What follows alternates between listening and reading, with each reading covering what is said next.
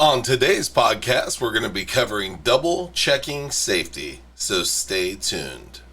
Welcome to Warehouse Safety Tips. If you're a seasoned vodcast viewer, this vodcast is going to be different from most that you watch. It's based around exactly what the name implies, warehouse safety tips. And since the people in this industry are busy, we know that time is money, so each episode will be as short and to the point as possible. And now, with all that out of the way, let's get to the vodcast. Many of the podcasts we come up with mirror our daily lives. Our podcast today is no different. I just finished speaking to our daughter who is attending college all the way across the country. She's coming home for a visit in a few days and asked if we could pay for her to have a carry-on for her flight. Now, based on previous flights, I told her she'd be permitted to carry on an item as part of her ticket price. I assumed it would be the same for this flight as well. Now, upon checking, I found out that they'd changed their policy, and my assumption was incorrect.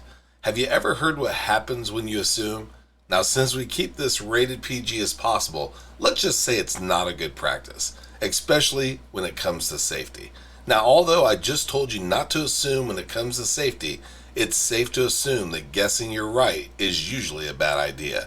Examples of this could be not seeing an indication of a lockout tagout and starting up a machine without any further inspection, eyeballing the height of an entrance while driving a lift truck and thinking that you'll clear it, driving through an area that you're not supposed to be in because you think nobody will be there, neglecting to wear PPE because you're going to be in an area for a very short time.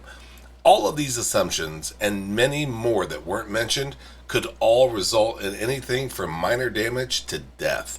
The point is, it's not worth assuming. Many situations that could have been avoided were things that happened after chances had been taken several times over. All rules, no matter how trivial they may be perceived, are in place for a reason. Keep yourself, your fellow employees, and your facilities safe and sound by never assuming and following the rules all the time. Before moving on, here's a word from one of our sponsors. If you've ever been to or worked in a warehouse, you know just how important safety is to both management and staff.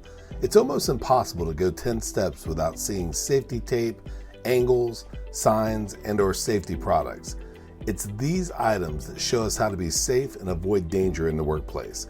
And if you're looking for the best products to make this happen, look no further than Mighty Line. Mighty Line floor signs and floor markings offer the best industrial products out there.